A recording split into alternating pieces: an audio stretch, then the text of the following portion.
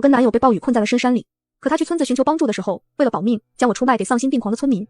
可他和这帮村民都不知道，我根本不是人。我跟男友陈深开车去山里采风，回城时被大雨困在了山里，手机没信号，前方的索桥也断了。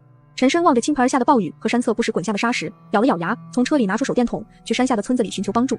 默默，你待在车里，千万别动，我很快回来。我乖乖锁好车门。不知过了多久，我看到2个人影渐渐走近，陈深回来了。我高兴地打开车门，刚巧听到其中一人对着手机说了句：“知道了，完事之后会找人送你出去的。”那是陈深的手机。我心下一沉，映入视线的是2张完全陌生的脸。那个穿着灰色粗布上衣的男人挂断电话前说了一句话：“你这妞长得真带劲。”2人相视一笑，贪婪又下流。粗糙冰冷的手指袭上我的肩头，我被一把推进车里，车门关上了，半透明的车窗上突然透出2点红光，轿车在暴雨中摇晃起来，如同一叶波涛中的孤舟，脆弱又渺小。暴雨骤歇，我推开车门，拉开的手刹带着轿车缓缓向前驶去。我冷眼看着车子冲向断开的索桥，跌入江中，流水冲走了罪恶，也将一切掩埋。我向山下走去，该付出代价的远远不止刚才那2人。这是一个建在江边的村子，从山上走下来要差不多20分钟。江边码头上停着2艘小船，其中一艘上面还放着一些蔬菜，看样子像是刚才买回来的。看来村子里的人平时也是走水路。我一家家敲门问：“请问你们有没有看到我的男朋友？个子高高的，皮肤很白。”他们都摇头说没看见。我忽略他们眼中猥琐的意味，再向下一家走去，直到第5家。开门的是个凶神恶煞、满脸横肉的汉子，他上下打量我一眼，是不是拿着个手电筒，穿着冲锋衣的？我忙点头。他侧开身子，他在我家休息，你进来吧。经过他身边的时候，我听到他深深吸了一口气的声音。我强压住那股反胃的感觉，快步走向堂屋。陈深蜷缩在地上，外套不见了，脸上带着青红交加的伤痕。陈深，我扑过去一把抱住他，双手捧起他的脸。他看到我的瞬间，眼里猛地一亮，随后又想起了什么似的，把头偏向一边。默默，你怎么来了？我等你等了好久，你没回来，我只好出来找你了。没有别人去找你吗？我摇摇头，一脸真诚，没有啊，一路上只有我自己一个人，我还害怕的不行呢。陈深低下头，喃喃自语道：完了，他们没遵守诺言。我佯装听不懂。开门的汉子跟了进来，一脚踹在陈深身上。妈的！我说你怎么从李二民家跑出来？感情是跟人家做过交易了？哪里还藏着钱？都给我拿出来！陈深躺在地上，痛苦的哀嚎：大哥，别打，别打，我是真的没钱了，连手机都给他们拿去了。陈深抬头看了一眼我，心虚的又说：钱我真没有了，要不大哥你看，我女朋友方墨娇生惯养的富家小姐，给你玩2天。我眯起眼睛看着眼前这个贪生怕死没担当的男人，幸亏我根本不是什么方墨。凶恶汉子揪住我的外套，提起我，敞开的衣领中露出白嫩的皮肤和深深的沟壑。那汉子直了眼，一把将我推进了旁边的小屋里。关上门后，还能听见陈深的叫嚷声：大哥，你玩了我女朋友，可要遵守诺言，放了我。汉子3下5除2剥光了自己的衣服，饿狼一般将我扑在身下。此刻我2只瞳孔倏地变得赤红，被欲望支配控制着的男人没有发现我的异常。从我的赤色瞳孔中，我看到男人的头顶盘旋着一团黑气，那是他聚集着恶念的灵魂。我笑着舔了舔嘴唇，今天看来要吃撑了。很快我走出房间，解开了陈深身上的绳子。快走！我低声道。从陈深的角度，只能看到赤裸的男人在床上趴着，他爬起来就向外冲去，完全不顾身后的我。我摇摇头，他还不知道外面将会有更大的危机等着他。村里的路曲曲折折，崎岖不平，身上带伤的陈深慌不择路地摔了好几个跟头。我一言不发，不紧不慢地在后面跟着他。当跑到其中一户人家门前，有人突然开门从里面走了出来。陈深被吓了一跳，一屁股跌坐在了地上。大哥，你咋回来了？出来的是一个13、14岁大的小姑娘，头顶扎着2个小揪揪，眼神惊讶却清澈。我看向她的头顶，是令人舒适的暖黄色。陈深仿佛看到了救星，一把抓住小姑娘的手臂：小妹儿，救救我！小姑娘急得向周围看了看，压低了声音道：不是放你走了吗？我爹他们出去很久了，估计很快就要回来，你不要命了还敢往回跑？陈深痛哭流涕：我不是想往回跑，我是根本找不到出去的路啊！你行行好，给我指条道吧。小姑娘长叹一口气：不是我不想告诉你，而是我也不知道，我从来就没有出过村子。我在后面提醒了一句：你之前不就是从山上下来走到村里的，直接原路返回不就好了？你知道什么？根本不能从那里走。那里，陈深突然闭上了嘴，身子开始不停地哆嗦起来。我顺着他的视线向前看去，几个摇摇晃晃的人影正拖着什么东西朝这个方向走来。小姑娘也看到了，脸色一变，果断打开自己家的大门：快躲进来！陈深忙不迭地往里跑。小姑娘看着迟迟未动的我，上前来拉住我的手：姐姐快进来！他们见了女人可不是简单打一顿就算的。我们躲在大门后，从门缝中看到那是几个村民拖着一个女人，女人上身的蕾丝衫被撕成破布，下身的裙子高高掀起来，白嫩的大腿上全是青紫色的掐痕。不用想也知道她刚刚经历了什么。此刻她被拖着走，看样子已经进气没有出气多了。城里人就是不一样，这皮肤真是滑不溜手。其中一个村民正握着女人的脚踝，趁机又抹撒了一番。瞧你那点出息，咋的？刚才没爽够？那晚上你先来。另一个村民嘻嘻哈哈的调笑：把人丢建刚哥家吧，建刚哥刚出去买了物资回来，得了好东西，建刚哥没过了眼，他要不高兴的。你想啥呢？给建刚哥，人能活到明天不？死了咱们还怎么玩？惹怒了建刚哥，以后都没得玩。说的也是，嘿嘿。地上那女人半睁着的眼浑浊无光，仿佛预见了等待自己的将是什么样的命运。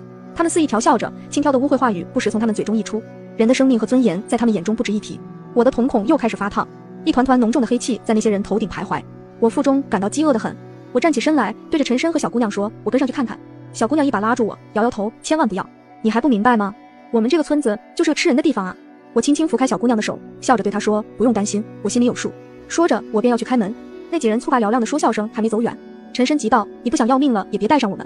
他们是一群疯子，你没看见他们折磨人的样子？刚才那个女人看到了吧？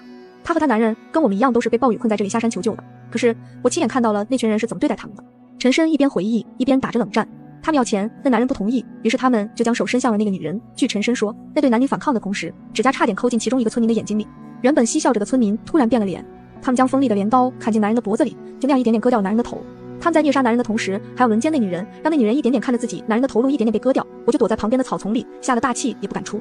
他们根本不觉得那是一条人命，他们看那两人的眼光就像是在看两坨猪肉。我盯着陈深，所以呢，这就是你将我出卖给这些人的理由。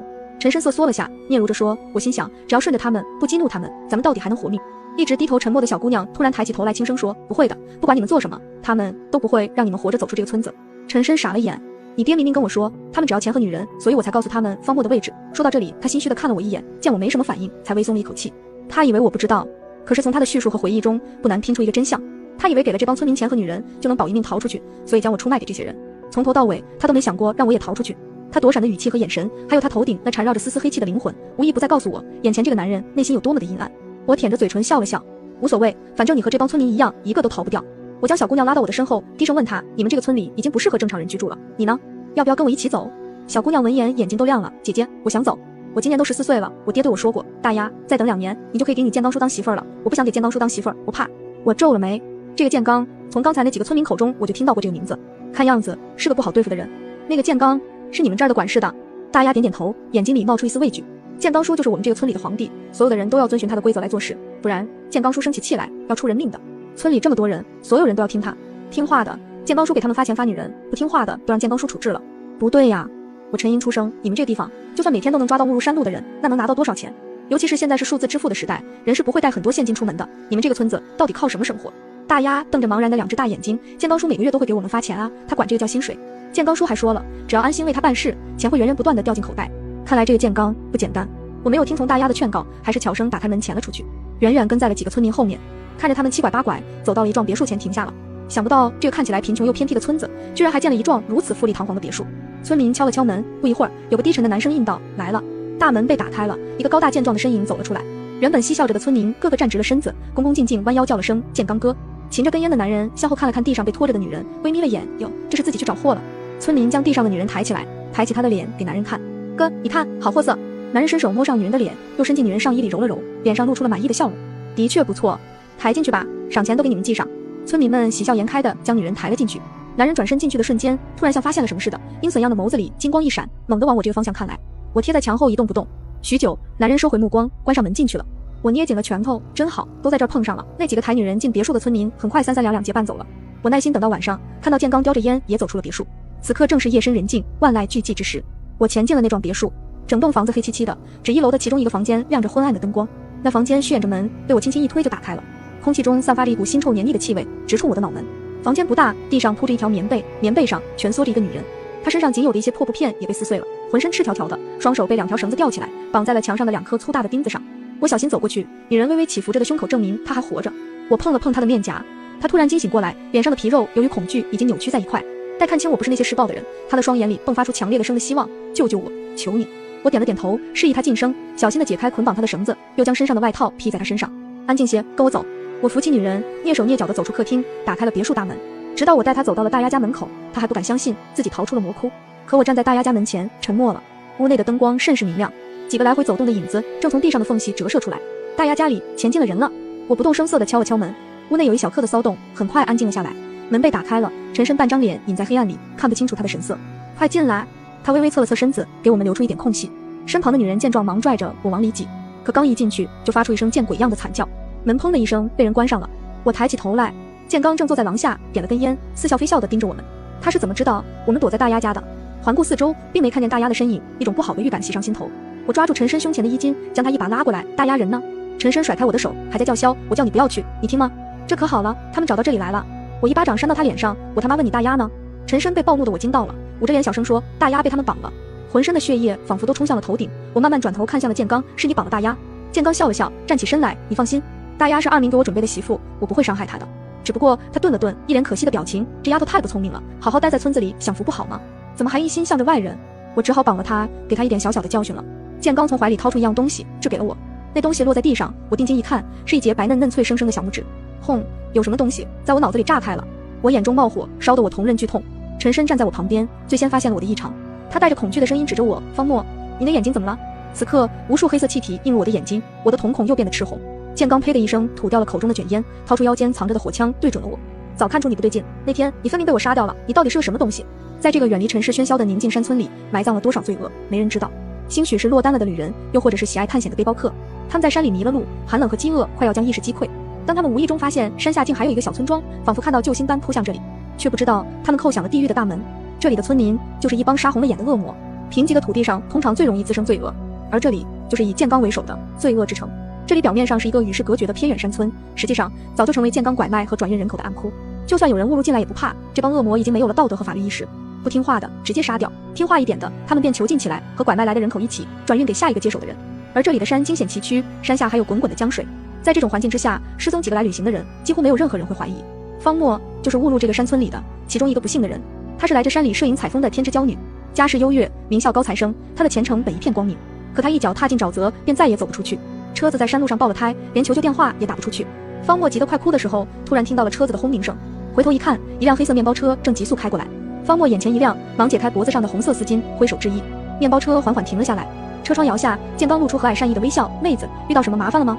方墨谢天谢地，以为天无绝人之路，可他不知道他已经走到了生命的尽头。后头发生的事，方墨到死都还记得。他千恩万谢地上了建刚的面包车，可他刚一关上车门，就看到后座上躺着3个反绑着双手昏迷着的女人。他吓得话都说不完整了。大哥，我还有同行的同学，你把我放前面路口就行。建刚笑了，妹子，上我的车就只有一种人能下去。当恶魔张开翅膀扑向脆弱的雏鸟，连山里的风都发出了悲鸣。建刚在车里侵犯了他，他以为满足了这头畜生的恶欲，他便能放过他。可建刚完事后接了一通电话，是村里的人打来的。方墨从他们的谈话中得知，他们就是一群万恶的人贩子。天都塌了，他知道落在人贩子手里，等待他的是残忍100倍的命运。他一鼓作气，趁建刚提裤子的空档，拔了车钥匙，推开车门就跑。山里的风很大，也很冷，可他不觉得这是奔向自由的心声，他跑得飞快。方墨，快一点，再快一点！砰！山间响起了枪声，方墨被巨大的力量击倒，向前跌出了好几米远。他看着自己胸前的血洞，惊愕地抬起了头。建刚站在他身后，手执一把火枪，脸上的笑冰冷又残忍。死前的最后一个画面是建刚举起他的身体，扔下了汹涌的江水。我没有搭理建刚，而是转头望向了呆若木鸡的陈深。你还记得我们是在哪里认识的吗？陈深大脑已经宕机了，只会机械的你问我答。就在山中的溪水边。那你还记得我们是怎么成为男女朋友的吗？我从溪水里救了快要溺水的你，你感激我，于是我们同行。后来，陈深回忆不下去了，额上冒出了豆大的汗珠。我轻声告诉他，你救上来的不是快要溺水的我，而是我的尸体。陈深同样是来山里采风的画家，他无意中在江边发现了顺流而下的方墨的尸体，他将方墨捞了上来，发现他没了生命气息后，便将他埋在了离岸边不远的一处地方。这座山里多的是枉死的生命和不甘轮回的灵魂，多年来消失在这个山里的生命，积攒了无法化解的怨气。而方墨死前强烈的不甘和执念，捕捉到了那些滔天的恨意和怨气，于是他们彼此缠绕着，融合着，直到我在黑暗中睁开了眼睛。我是方墨，也是千千万万个丧命在这宁静山村里的无辜冤魂。我是魅，鬼魅的魅。觉醒后的我感恩陈深那一刻的善意，于是我迷惑了他的记忆，跟在他身边，希望能将他顺利带出这座罪恶的大山。魅本身就是可以能迷惑人的精怪，所以陈深带着我为他制作的记忆，将我带上了他的车，离开这座大山。可惜的是，我们遭遇了罕见的特大暴雨，将我和陈深带入了这个罪恶的发源地。在亲眼目睹了那些村民的残忍之后，陈深摒弃了他的善良。我看到他头顶原本还算澄澈的灵魂里缠绕起了丝丝黑气，我有些惋惜，人性终究还是经不起考验的呀。建刚使了个眼色，他带来的10几个村民便恶虎一样扑了上来。我冷笑着弹了下手指，他们便像提线木偶般僵住了。他们头顶上冒着滚滚黑气的罪恶灵魂，像散发着香气的美味珍馐，刺激着我的鼻腔。你们都将得到我的审判。我鬼魅般的身影慢慢升至半空，村民们头顶上的黑气缓缓浮动着，建刚头顶上那团更是浓重的像墨。我饥渴般的露出了隐藏在牙龈下的獠齿，黑气涌动起来，一点点被我吸入嘴巴、鼻腔，一股无法言语的满足感席卷了我。可就在这时，铁青着脸的建刚强撑着意志，向着我开了一枪。火枪击中了我的小腹，我从空中跌落下来。我虽是灵体，可这具身体终究是血肉之躯。建刚阴笑着一步步逼近我，管你是什么东西，老子能杀你一次，就能杀你第2次。鲜血从我的腹中缓缓流出，淹湿了衣裤。建刚对着我又举起火枪，准备补上第2枪。一个人影突然窜出，将建刚撞到一边，是刚才那个我救出来的女人。她恶狠狠扑倒建刚，张开嘴巴对着建刚的脸便咬下去。啊！建刚惨叫起来，眼睁睁看着女人从自己脸上撕下来一块肉。带着巨大恨意的女人变得力大无穷。很快，建刚的脸上已经一片血肉模糊。建刚努力伸出手掌挡住女人疯狂的撕咬，扭头对着陈深说：“杀了这个疯女人，我放你离开村子。”陈深猛地打了个冷战，出于对建刚的畏惧，他下意识抄起墙边的一把镰刀就要动手。陈深，我呼的叫出声。陈深回过神来，不可置信地盯着自己手里的镰刀，仿佛不能相信刚才那个冒出杀意的人是自己。那边已经力竭的女人终于被建刚一掌掀翻，躺在地上羞羞喘着粗气。村民们全部已经躺在地上一动不动，生死不知。建刚也是满脸鲜血，进气多出气少了。然而过惯了刀口舔血的日子的人，玩弄人心是一把好手。建刚已经没力气再举枪射杀我，于是他继续蛊惑着陈深：“大兄弟，枪给你，你杀了这2个女人，我不止放你离开这个村子，我还可以同你达成合作，以后钱和女人你应有尽有。”我冷笑：“陈深，你若是听信了他的，那才是真正的作死。你忘了这个村子里的都是些什么人了？他们可是杀人不眨眼的恶魔。”陈深居然犹豫了。建刚勾起嘴角，阴恻恻地说：“我好歹是人，可你却是个不知道是什么东西的怪物。”起风了，空气中似有一丝潮气，又要下雨了。陈深走过去，接过了建刚手里的枪，对准了我。建刚终于爆发出了讥讽又狂放的笑。地上的女人绝望地闭上眼睛。我看了一眼哆哆嗦嗦想要去扣扳机的陈深，叹了口气。我已经给了他最后的机会。此刻他的头顶上黑气吞噬掉了最后一丝澄澈。陈深，我轻声叫他，你对方莫的恩我已经报了。我本可以自己走出这座大山，为着你曾经的一点善意，我还是选择回到村子里来救你。可现在我真的不欠你什么了。我闭上双眼再睁开，眼白也被赤红覆盖。风大了起来，我猛地跃至半空中。月光下，我指甲暴涨，皮肤一寸寸开裂，发丝也全部飞扬在风中。这才是媚的真正模样。我张开枣齿般的利爪，像切蛋糕一样抓进了建刚的头颅。建刚翻着白眼，口吐白沫，脖子上青筋暴起，身体疯狂地抖动起来。不一会儿，他就不动了。鲜红的血混着白色的脑浆从利爪抓出的洞里缓缓流出。陈深已经吓尿了，跌坐在地上连连后退。怪物，怪物！他将能拿到手里的东西全都扔在我身上。我慢慢在他面前蹲下身来，认真地说：“我不是怪物，你们才是。除了眼前的这帮坏事做尽的村民，我一只魅灵没伤害过任何一个人类。但这群人类却能将屠刀挥向自己的同类，跟我比起来，他们才像是一群怪物。”利爪再次伸出，将最后一丝罪恶掩埋。空中飘起了细小的雨丝。我扶起了那个女人，她看我的眼神有感激，有庆幸，偏偏没有畏惧。天色蒙蒙亮的时候，女人从屋里找到了因为被切掉小拇指而疼晕过去的大丫。大丫白着一张脸，被女人搀扶着从屋里走出来。我已经完全是媚的样子，披头散发，牙齿和指甲全都锋利无比，沾染了鲜血。她走到我身边，轻声叫我姐姐。我的身体慢慢变得透明起来。媚是吸收了怨气和执念产生的精怪，当执念消失，怨气被安抚，媚便没了生存的价值。可我没有遗憾。女人摸着大丫的头，似是安慰，似是承诺地对我说：“我会将这小姑娘带出大山，会让她见识到更多的世界。”雨渐渐停了，我抬头看了一眼依旧阴沉的天空，可那远处的天上已经隐隐冒出了金边，太阳要出来了。后继沈梅带着大丫逃出大山的第一件事，便是就近报了警。附近的警方对于每年数起的意外横死和失踪案件，早已经心存疑虑，可苦于没有证据。可这一次，报案人说的是人口拐卖和故意杀人。警方出动了本地的所有警力，经过大丫的指认，警方从那幢别墅里和村民家里解救出了一共7名被拐卖的还没来得及转手的少女。那别墅里面不只设置了囚禁室，还设了刑房。据说有人曾在刑房里被割过肾脏，秘密的运往黑市。而在村子的一处打谷场底下，也挖出了数十具人体骸骨，有的已经完全腐烂，有的还很新。面对着如此骇人的场景，警察也沉默了。大丫家中的18具尸体，除了一个外地人之外，剩下的都是本村参与拐卖、贩卖人口和涉嫌故意杀人的村民。沈梅和大丫在口供室里反反复复录了10几次口供，警方也上了不下10次的测谎仪，得出的结果都惊人的一致，没有人撒谎。有一只不知从何而来的魅灵杀了村里作恶的人，解救了他们。警察看着档案，郑重地放进抽屉，永远封存。这世间本就有许多不可言说之事，不过一只除恶救人的魅灵重要吗？我扬起一丝笑意，慢慢飘散在空中。其实我一直都在。全文完。